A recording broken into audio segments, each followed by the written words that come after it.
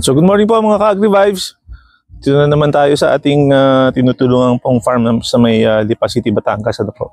Nandito na naman po tayo sa harapan ng napakagandang Mount Malarayat. So ngayon po ay tinutulungan natin sila, nag-manage po tayo ng land preparation. Yan. So yung natandaan po natin, ito po yung may pinya the last time, ano? And yun pong may-ari ay napagdesisyonan na i-expand yung ating kalamansi. By the way, piyesta po pala sa ating barangay ngayon, no? So kung may maririnig kayo sa background na medyo man nagkakasayahan, ay dahil nga po sa ngayon ay fiesta rito.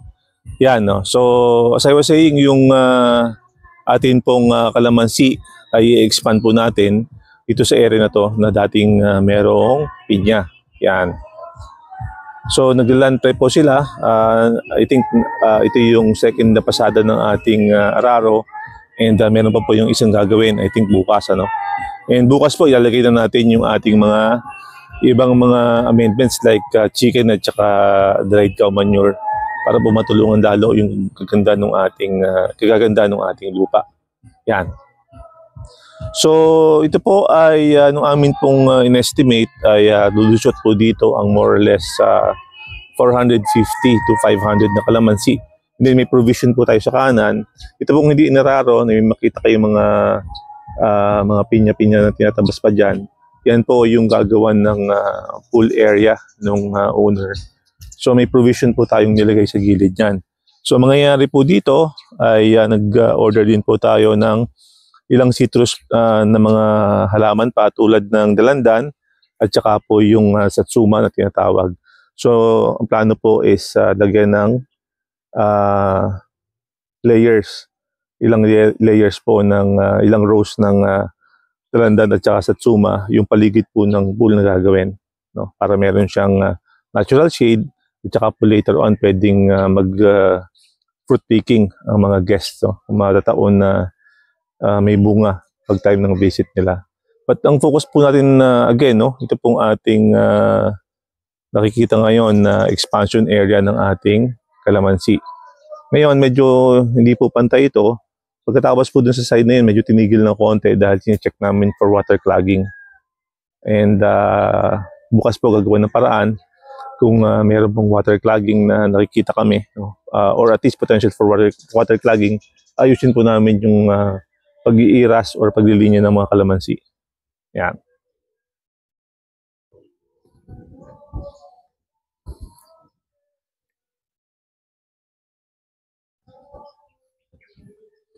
So may mga bunga po yung ating mga kalamansi, ano, may mga bulaklak din. So tuloy-tuloy po yung ating pagpapabulaklak at pagpapahinog ng bunga natin dito sa farm na to. And ito na po yung deliver ni Kuya Buboy. Yan. Galing po yan sa ating maliit na nursery doon po sa may Laurel, Batangas. Yan. Yan. So ang planting distance po namin gagawin dito ay 3x3 din. Tulad po nito mga nakikita nyo dyan. Yan. 3x3 po sila lahat.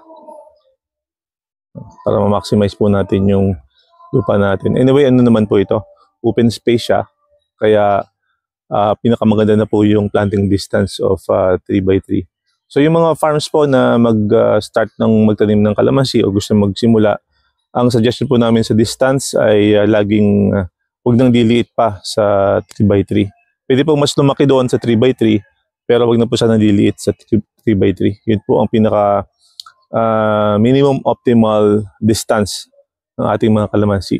Especially pagka nasa age na sila ng 3 years and above. Yan. Ngayon po medyo makikita natin o mapapansin natin parang ang layo masyado. Pero pagka po dumating na sila ng age 3 and above, doon po natin makikita yung reasoning bakit po minimum ay 3x3. Yan. And nag-i-improve din po tayo ng ating water source. Kung makikita nyo last time, yung ating ginagawa dito ay mano-mano po yung patubig. Ngayon po ay nag-commission na po yung may-ari ng drilling ng second site. So makikita niyo sa dulo po dito, yun, sa dulo nun, nag-work po yung ating mga kasamahan doon, no? Para po ma-establish yung ating second water source. Yan. Yun pong tubig na magagaling doon ay magiging solely dedicated para sa orchard natin.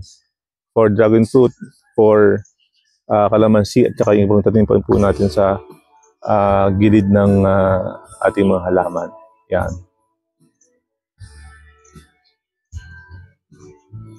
So meron po tayong free background music. Kung medyo nagsusway-sway po yung camera natin ay pigilan nyo po at baka napapasayaw na po ang kumukuha. Yun.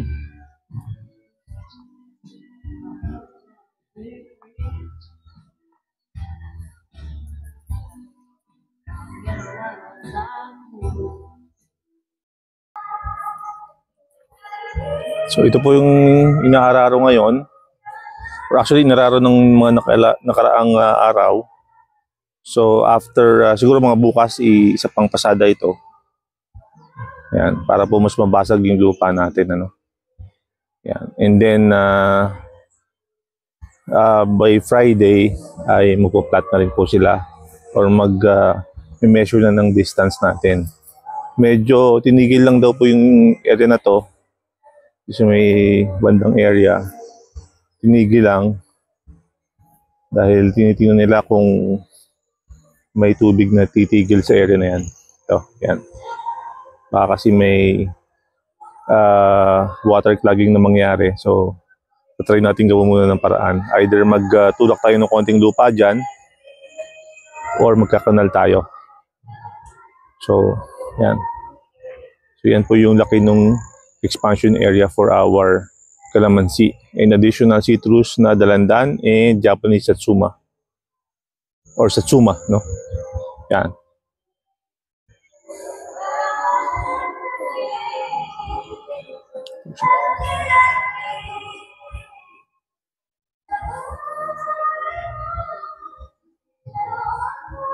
So, libre po ang ating background today dahil nga po sa mga karaoke sa ating mga kapitbahay. Yan.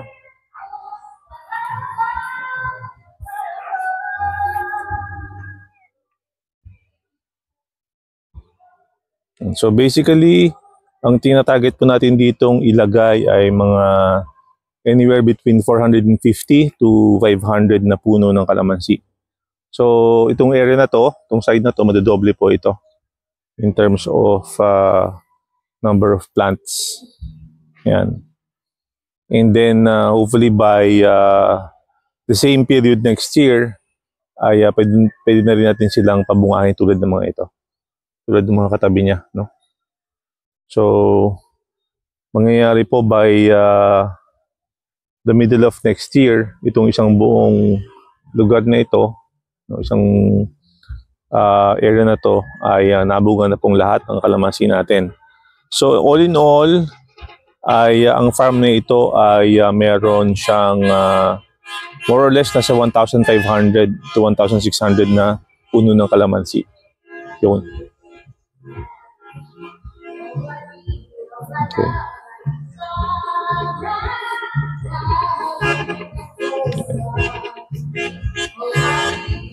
So lahat po ng side natin ay tuloy-tuloy po ang pagbunga natin, bulaklak natin. Yan.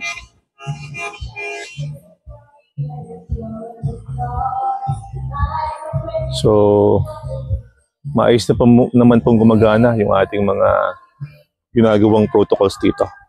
Yan. And then, siyempre, continuous improvement in terms of facilities like pagpapatubig.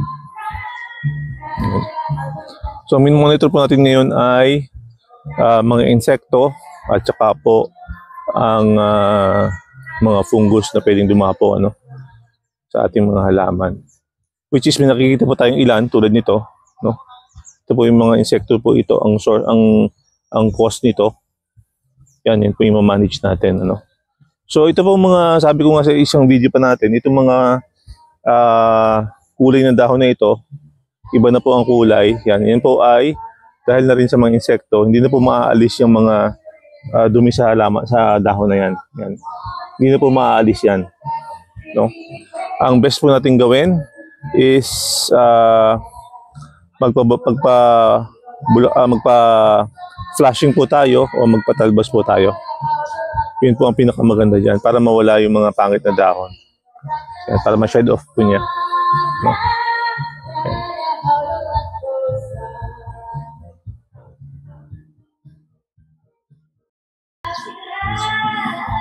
So yan na po ang nakalinya natin, bagong deliver galing po sa ating munting nursery. Ano? Yan. Ito po ay kulang-kulang 500 puno. Actually, ano lang to pala, sorry, 450. And then meron po tayong naka-reserve na 50. Yan. And then dalandan, as I've said kanina, and then itong ating Japanese orange or Satsuma. Yan. Okay na kuya? Yan. Ito nga pala si... Ano pangalan mo kuya? Buboy. Kuya Buboy. Ito yung ating tagapag-alaga sa ating munting nursery, ano? Ng ating mga halaman doon. Yan.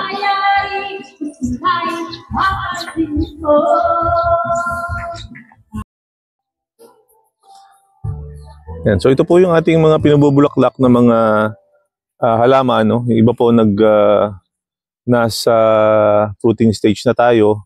Pero tuloy-tuloy po, no? Nung in-improve po natin yung frequency ng patubig, yan. Ay tuloy-tuloy naman po din ang labas ng bulaklak ng kalamansi natin dito. Yan. Yan. So ito po yung isa mga halaman. So again, improvement po ito ng frequency ng pagdidilig natin. Kahit pa nung makita nyo sa iba natin mga video ay manual o mano-mano pagdidilig natin, ay ngayon nag-i-effect naman po, no? Tuloy-tuloy po yung labas ng bulaklak nila. Yan. Yung iba po ay tinatawag natin na nagmamatanghito na siya, no? Yan. No? So ang next po natin naman dito, pag na once nagawa na po na fully stored or fully implemented or nakalagay na po yung ating patubig, yung mga linya natin, kakanalan na po natin yan dito sa may side na to, sa may yan, area na yan. No? Yun po yung mga gumagawa nung sa banda doon, ano? Yung gumagawa nung ating next source ng tubig sa farm na ito. So ito lang po, ano? Ito natin yung effect ng ating ginawang flowering protocols. Tuloy-tuloy po ang kanyang pagbubulaklak. Yan. Okay. So yan po sila. Kung halaman natin. So ito po. Yan.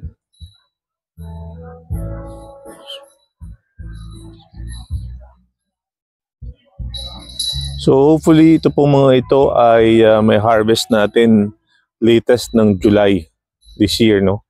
Sana po ay matapos natin ito na ito pong mga bunga na to, siguro next month pwede na po ito. Pero again, tuloy-tuloy po yung bulaklak natin. Yan. Sabi ko nga po, itong mga bulaklak na to, hopefully ma-harvest natin sila pinaka latest na yung June or July, no? Kasi pag dumating po ang August, medyo kasagsagan na po yun ng mga bunga sa panahon, and baka pumababa na ang presyo. So dapat ma-maximize natin yung ating mga bunga at ating mga bulaklak na ito. Yan. So big improvement po, ano, dun sa ating nakita last time na may mga may mga halaman na nahihirapang bumulaklak, pero ngayon kita naman natin, no, based dun sa ating ginawang adjustments in protocol at saka yung pagtsatsagaan ng mga tao, na kahit kulang pa sa linya ng tubig ay nagawa natin na mapatubigan pa din siya, no? Yan. So yun.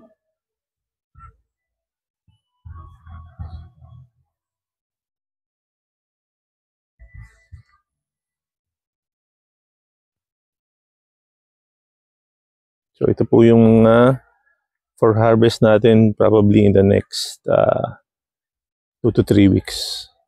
Yan. Ito naman yung i-harvest natin hopefully ng June, July.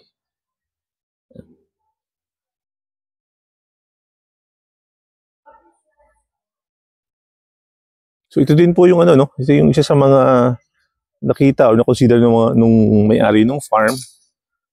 Na-encourage din sila na i-expand yung taniman natin more than the existing space dahil nga nakita yung response ng mga halaman dun sa mga ginagawa nating mga procedures and nakikita naman nila yung yield natin. No? May mga ilang halaman tulad nito, no? Ito na feature na rin namin yung proper planting sa sa isa nating video. Ito, di-decision na natin to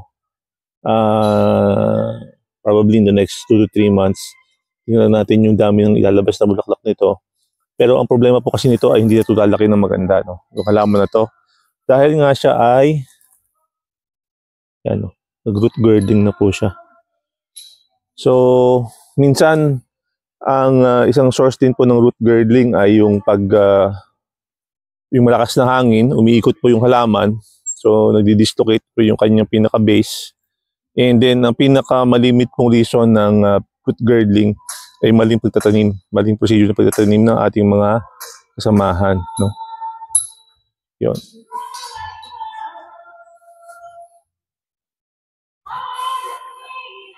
Yeah. So, ito naman ay ito yung mga naunang bumulaklak natin. So, ito ay actually for harvest na yung karamihan dito, no? Yan. Kasamahan po siya nito.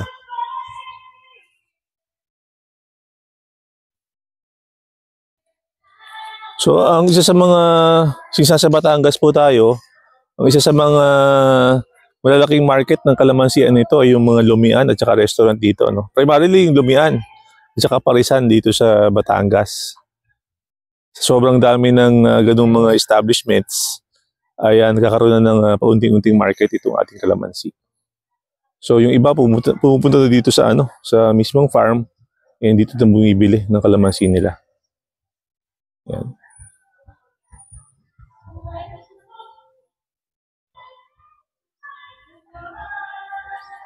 So medyo maganda pa naman po yung moisture ng lupa nila, no? I think dinilig ito kahapon kaya basa pa. But then hopefully meron tayong magkaroon ng mas efficient na pagpapatubig once matapos itong deep welling exercise nila dito. Yan.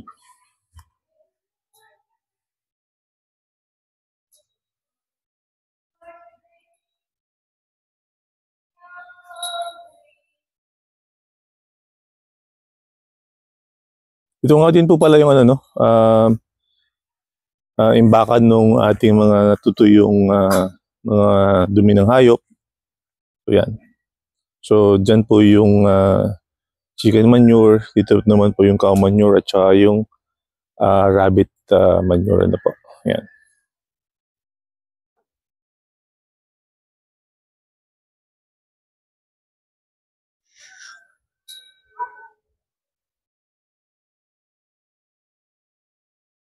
So nangyayari po dito ay weekly spraying ng foliar, no? Ang ginagamit po namin dito, i-share po namin yung ibang mga brands dito na ginagamit namin, but ang amin pong ginagamit ay foliar fertilizer, no? At this point medyo complete yung lalagay namin dahil nga po may inaalagaan na rin tayong bunga, no? So kailangan po niya ng supplemental nutrition through foliar spraying, and then insecticide at saka po fungicide. Yan. So, kailangan lang po nating tingnan, no? Dahil kahit pa sabihin natin na religious yung ating pagpapa-spray, ay meron talagang mga lumulusot, ano? Tulad nito. Tingnan natin ito, ano? Yan. Yung dalawang to ay biktima ng ating mga fruit fly. Yan. So baka maglagay din po tayo dito ng ng fruit fly traps, no. para po makatulong pa rin. Ayan. So baka marinig nyo again yung background sa atin ng likod, ano? Background music. At mukhang nagkakasayahan na po yung ating mga kapitbahay dahil fiesta ngayong araw na ito.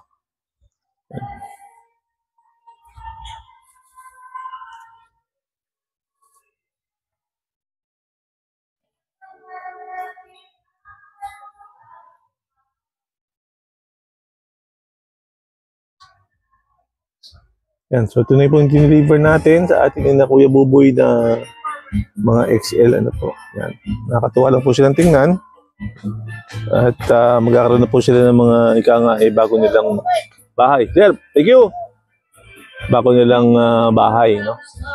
And nakakatuwa din lamang pong isipin na dahil sa performance ng ating mga tinanim, mga kalamansi dito, ay na-encourage at to-convince yung may-ari na mag-expand pa ng kanilang kalamansian. So sana po ay maka-inspire din sa ating lahat, no? Karamihan sa atin na subukan, no? Tingnan natin kung magugustuhan natin ang pagtatanim ng kalamansi. Yan. So hanggang doon lang po muna mga kasama, no? Mga Agri Vibes at kita-kita po tayo. Salamat po!